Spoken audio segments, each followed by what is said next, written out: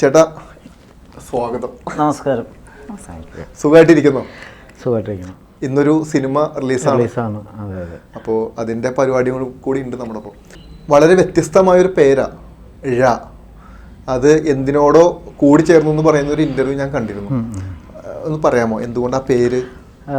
സത്യത്തിൽ ആ ടൈറ്റിൽ എന്താണ് അങ്ങനെ ഒരു ടൈറ്റിൽ ഇട്ടത് എന്നുള്ളത് ഞാൻ മനസ്സിലാക്കി വെച്ചിരുന്നത് അതൊരു ക്യാച്ചിങ് ആയിട്ട് നമ്മൾ ഈ ചോദിക്കും എന്താണ് ഴ എന്ന് ചോദിക്കാൻ വേണ്ടിയിട്ട് ആ മഴ എന്നുള്ളത് മാറ്റിയിട്ട് ഴ മാത്രം ഇട്ടത് അതിൻ്റെ ഒരു ക്യാച്ചിങ്ങിന് അല്ലെങ്കിൽ മാർക്കറ്റിങ്ങിൻ്റെ ഒരു പരിപാടിക്ക് വേണ്ടിയിട്ട് എന്നുള്ളൊരു ധാരണയിലായിരുന്നു. വളരെ ചെറിയ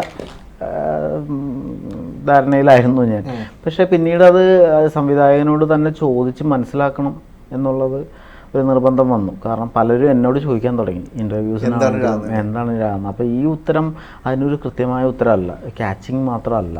അതല്ലാതെ അതിന് കുറച്ച് ആധികാരികമായ ഒരു ഉത്തരമുണ്ട് അല്ലെങ്കിൽ ഉണ്ടാകണം എന്നുള്ളൊരു ഇതിൽ ഞാൻ ചോദിച്ചപ്പോൾ അദ്ദേഹം പറഞ്ഞത് ഈ ഴ എന്ന് പറയുന്ന അക്ഷരം ഒറ്റയ്ക്ക് ഉപയോഗിക്കപ്പെടാറില്ല. ഒന്നില്ലെങ്കിൽ വന്ന് മഴയാവണം, അല്ലെങ്കിൽ പൂ വന്ന് പുഴയാകണം. അങ്ങനെ ഴാക്ക് ആരെങ്കിലും സപ്പോർട്ട് വേണം.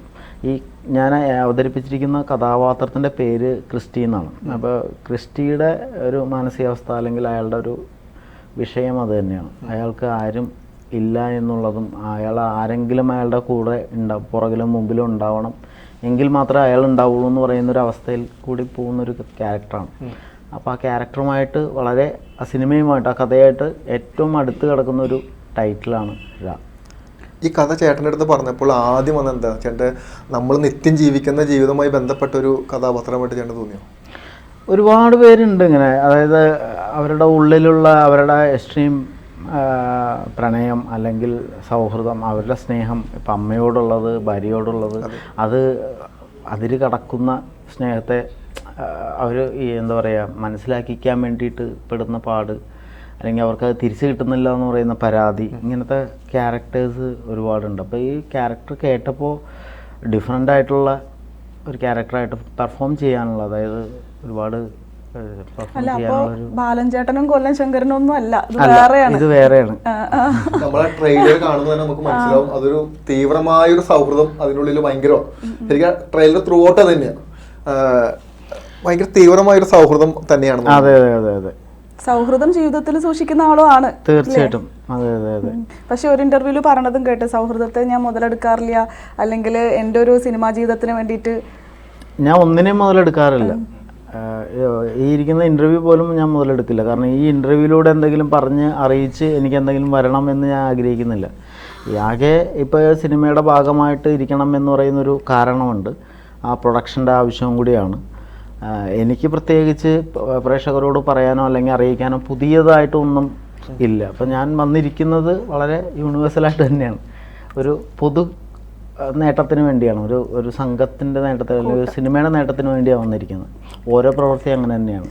ഭയങ്കര വ്യത്യാസം കേട്ടോ, പണ്ടത്തെ ഇന്റർവ്യൂ ഇപ്പോഴത്തെ മനുഷ്യട്ടൻ അല്ലേ, ഒരുപാട് പക്വതയും അല്ലെങ്കിൽ ഫിലോസഫിക്കൽ ആയ പോലെയൊക്കെ തോന്നുന്നുണ്ട്. ഞാൻ എക്സ്പെക്ട് ചെയ്തത് എന്റെ മുന്നിൽ കൊല്ലം ശങ്കരനായിരുന്നു, അങ്ങ് ഇത് വളരെ സാത്വിക ഭാവാണല്ലോ, എന്താ പറ്റിയേ? അല്ല അങ്ങനെ പ്രത്യേകിച്ച് അത് ഉണ്ടാക്കിയതൊന്നുമല്ല, നമ്മുടെ ജീവിതം വരുമ്പോ നമ്മള് ഈ ഴ നമ്മുടെ നിത്യജീവിതവുമായി ബന്ധപ്പെടുത്തുമ്പോൾ എങ്ങനെയാട്ടാ ചേട്ടൻ ഫീൽ ചെയ്യുന്നത്? സ്റ്റോറിയോ? അതെ, സ്റ്റോറി നിത്യജീവിതമായിട്ട് എനിക്ക് എക്സ്പീരിയൻസ് ഉള്ള സിറ്റുവേഷൻസ്, അതായത് എൻ്റെ പേഴ്സണൽ എക്സ്പീരിയൻസ് ഉള്ള സിറ്റുവേഷൻസ് ഒക്കെ വളരെ കുറവാണ്. എൻ്റെ ലൈഫ് വേറൊരു രീതിയിലാണ് പോകുന്നത്. ഞാൻ ആ രീതിയിൽ അല്ലെങ്കിൽ ആ ക്യാരക്ടറിൻ്റെ ഒരു സ്വഭാവത്തിൽ ഇത്രയും ദിവസങ്ങളിൽ ഏതെങ്കിലും 1-2 ദിവസം ഏതെങ്കിലും ഒരു സിറ്റുവേഷൻ അനുഭവിക്കേണ്ട വന്നിട്ടുണ്ടാവും. അത് ഏതെന്ന് കൃത്യമായി പറയാൻ കഴിയില്ല. എങ്കിലും എനിക്ക് പരിചയമില്ലാത്ത ഒരാളല്ല, ഞാൻ അവിടെ ഇവിടെയൊക്കെ കണ്ടിട്ടുണ്ട്. എനിക്ക് അടുത്തറിയാവുന്ന ഒരാളെ പോലെ തന്നെയാണ് എനിക്ക് ഫീൽ ചെയ്തത്. ഇപ്പോൾ ആലോചിക്കുമ്പോഴും ക്രിസ്റ്റി എന്ന് പറയുന്ന ഒരു ക്യാരക്ടറായിട്ടല്ല, നമ്മളിപ്പോൾ നമ്മുടെ ഒരു കൂട്ടുകാരൻ്റെ പേര് പറയുന്ന പോലെയാണ് ക്രിസ്റ്റിയും ഈ ബാലൻ ചേട്ടനും അല്ലെങ്കിൽ കൊല്ലം ശങ്കരനൊക്കെ. ചേട്ടൻ്റെ കഥാപാത്രം എപ്പോഴും വളരെ ചേട്ടനുമായിട്ട് തന്നെ വളരെ റിലേറ്റഡ് നിൽക്കുന്ന കഥാപാത്രങ്ങൾ നമ്മൾ സ്ക്രീനിൽ കാണാറ്. ഒട്ടുമിക്ക കഥാപാത്രങ്ങളും വളരെ ചുരുക്കം കഥാപാത്രങ്ങൾ മാത്രമേ നമുക്ക് ആക്ടർ എന്ന നിലയിൽ റിയാലിറ്റിയാ.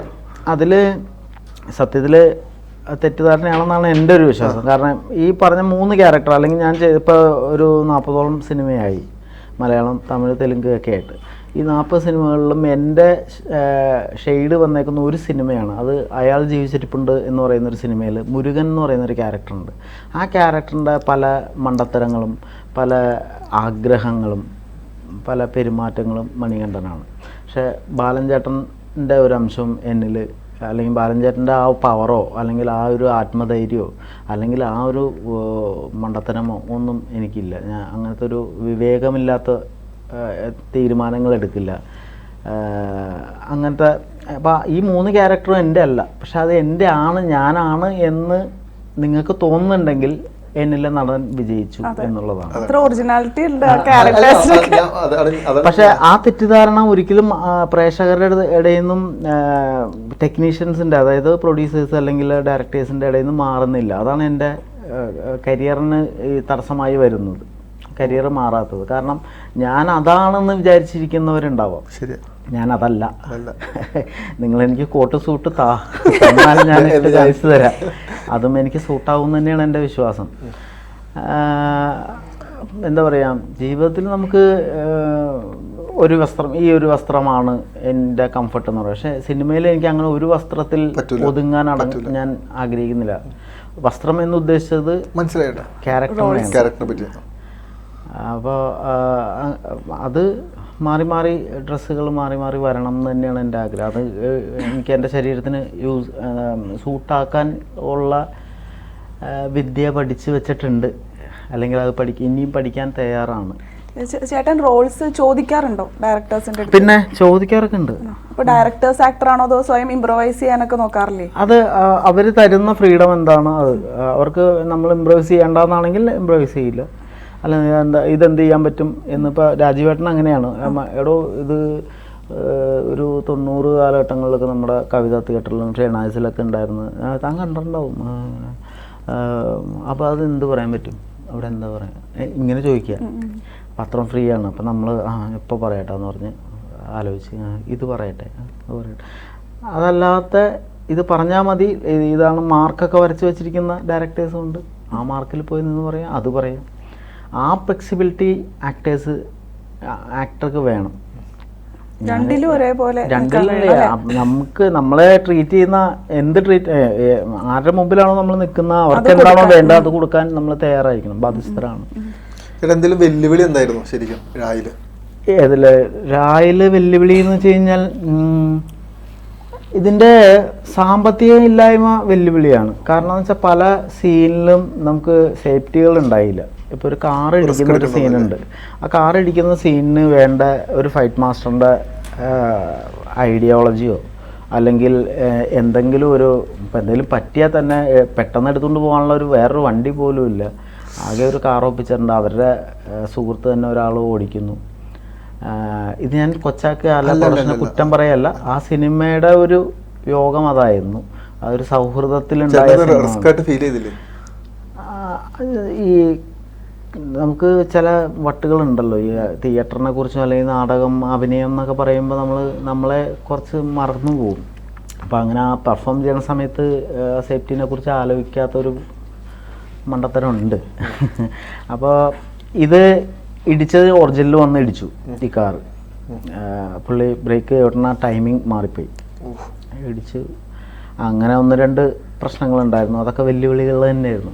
ഭയം ഉണ്ടാകുന്ന ഈ സിനിമ ഇനി മുമ്പോട്ട് എങ്ങനെയാണ് അത് തീർക്കുക, കാരണം ഇനി ഇടയ്ക്ക് ജീവൻ പോവുമോ എന്നുള്ള. കാരണം എന്ന് വെച്ചാൽ സാമ്പത്തികമായിട്ടുള്ള ടൈറ്റ് ഉണ്ടായിരുന്നു. അത് കാരണം ഒരു വലിയ പ്രൊഡക്ഷൻ കമ്പനിയോ അല്ലെങ്കിൽ അങ്ങനെയല്ല. അത് ഒരു ആക്ടറെ സംബന്ധിച്ചിട്ട് ഇപ്പോൾ ചേട്ടൻ സാമ്പത്തികമായ ഒരു മേഖലയോട്ട് നോക്കേണ്ട ആവശ്യമില്ല. ചേട്ടൻ പോയി ആക്ട് ചെയ്താൽ തിരിച്ചു വരിക എന്നുള്ളതാണ്. പക്ഷെ അതൊരു ഇമോഷൻ സൈഡാണ്. അവിടെ ഒരു സാമ്പത്തിക പ്രശ്നം ആ സെറ്റിൽ വരിക, അവരത് അനുഭവിക്കുക. എനിക്ക് അവർ പറഞ്ഞ പ്രതിഫലമെല്ലാം കൃത്യമായിട്ട് അതല്ല, ഷൂട്ട് ചെയ്യാൻ വേണ്ട സാധനങ്ങളല്ലേ. അതിന് ഞാനും പറഞ്ഞത് ചേട്ടാ, അതായത് ഇപ്പോൾ ചേട്ടന് അത് നോക്കേണ്ട ആവശ്യമില്ലല്ലോ. ചേട്ടൻ ഒരു ആക്ടർ ആണല്ലോ. എങ്കിൽ പോലും അവരുടെ ഇമോഷന്റെ ഒപ്പം ചേർന്ന് നിൽക്കുക എന്ന് പറയുന്നത് ഒരു ആക്ടർ എന്ന് പറയുന്നതിന്റെ അപ്പുറം കടന്ന് നമ്മൾ മാനുഷികമായി നമ്മൾ ചിന്തിക്കേണ്ട ഒരു കാര്യം കൂടിയാണ്. അപ്പോൾ ആ പോയിന്റിൽ നിൽക്കുമ്പോഴും പറയുമ്പോഴും ചേട്ടനെ സംബന്ധിച്ച് ഇനി അങ്ങോട്ട് മുന്നോട്ട് പല കാര്യങ്ങളുണ്ട്, പല പ്രോജക്റ്റുകൾ ഇനി റണ്ണിങ് ആണ്. അപ്പൊ അതിനിടയ്ക്ക് ഒരു റിസ്ക് എപ്പോ വേണമെങ്കിലും നോ പറഞ്ഞാൽ തീരാവുന്നുള്ളൂ. അതെ അല്ലേ? ശരിക്കും ഒരു ആക്ടറെ സംബന്ധിച്ച് അങ്ങനെ പറയേണ്ടതാണ്. അല്ല 100% ഉറപ്പാണ്. അത് വേറൊരു ആക്ടേഴ്സ് ഇപ്പോൾ ഇങ്ങനത്തെ വട്ടുള്ള നടന്മാരല്ലാതെ, അല്ലെങ്കിൽ അങ്ങനത്തെ ഒരു അർപ്പണം നാടകത്തിൽ നിന്നൊക്കെ വരുന്നതിന്റെ ഒരു പാഷൻ ഉള്ളിലുണ്ടല്ലോ. ചേട്ടന് നന്നായിട്ട് അറിയാം ഒരു സിനിമ സ്വപ്നങ്ങൾ, അവരുടെ അധ്വാനം, അത് സാമ്പത്തികത്തിൽ ഞാനവര് ചൂടായിട്ടൊക്കെ ഉണ്ട് കേട്ടോ. ഞാൻ അത്ര നല്ലവനൊന്നും അല്ല. സിനിമ ഇന്ന് എത്തി അല്ല, ഞാൻ ഒരിക്കലും നമ്മള് അതില്ല ഇതില്ല എന്ന് പറഞ്ഞ് ഇട്ടിട്ട് പോവില്ല. അവരെ പേടിപ്പിക്കാൻ വേണ്ടിയിട്ട് അത് ഇതൊക്കെ പറയും. നിങ്ങൾ അത് ബെൽറ്റ് എവിടെ, അതവിടെ, മറ്റേതവിടെ, മാസ്റ്റർ അവിടെ എന്നൊക്കെ ചോദിക്കും. ഒന്നുമില്ലാന്ന് എനിക്കും അറിയാം. പുതുമുഖങ്ങളായിരുന്നോ ഇതിൽ കൂടുതൽ? ഇല്ല, നന്ദു ആണ് 2 ലീഡാണ്. അതിൽ ഹരി എന്ന് പറയുന്ന ഒരു ക്യാരക്ടർ ചെയ്തിരിക്കുന്ന നന്ദു ആണ്. നന്ദു നമ്മുടെ ഒരു TV ഷോ ഉണ്ടായിരുന്നല്ലോ, ബെസ്റ്റ് ആക്ടർ, അങ്ങനത്തെ ലാൽ ജോസ് സാറൊക്കെ കണ്ടക്ട്. അതിൻ്റെ പേര് കറക്റ്റ് എനിക്ക് അറിയില്ല, സോറി. അങ്ങനൊരു ഷോയിൽ വന്നിട്ടുള്ള ഒരാളാണ്. ഒരുപാട് സിനിമകൾ ചെയ്തിട്ടുണ്ട്. ഓട്ടം എന്ന് പറയുന്നൊരു സിനിമയിൽ നായകനായിട്ട് വന്ന ആളാണ്. പിന്നെ പൃഥ്വിരാജിൻ്റെ അനിയനായിട്ട് ഇത് അയ്യപ്പനും കോശിയിലും അങ്ങനെ ഒരുപാട് സിനിമകൾ ചെയ്തിട്ടുള്ള. ഇപ്പോൾ നമ്മുടെ ടോവിനോട് കഴിഞ്ഞ ഹിറ്റ് പടം ഉണ്ടല്ലോ, 2018, ആ പടത്തിൽ ഒരു പ്രധാന ക്യാരക്ടർ ചെയ്തിട്ടുണ്ട്.